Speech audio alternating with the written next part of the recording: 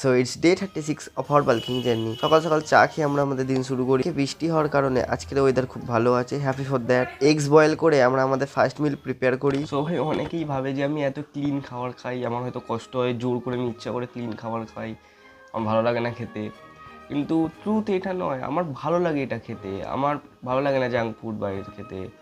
কারণ ধরে নাও তুমি সাপোজ এক প্লেট বিরিয়ানি খেয়ে তুমি 2 ঘন্টা ওখানে শুয়ে আছো, তুমি উঠতে পারছো না, তোমার হেভি হেভি ফিল হচ্ছে।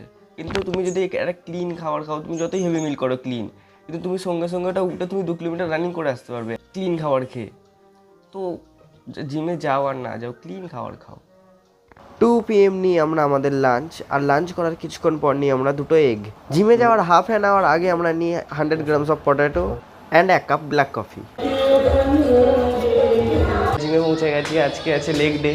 সো আমরা লেগ ডের ওয়ার্কআউট শুরু করি স্কোয়াট দিয়ে। 100 কেজির 2টো সেট অ্যান্ড 130 কেজির একটা সেট মেরে আমরা শুরু করি লেগ এক্সটেনশন।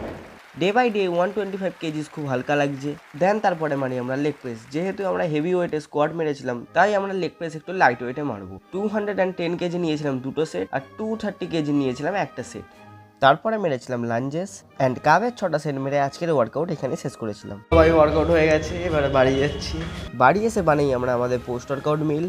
সবাই আমি আমার পোস্ট ওয়ার্কআউট মিলটা এক্ষুনি শেষ করলাম। তো আজকের জন্য এইটুখানি। Thanks for watching, stay tuned for another video.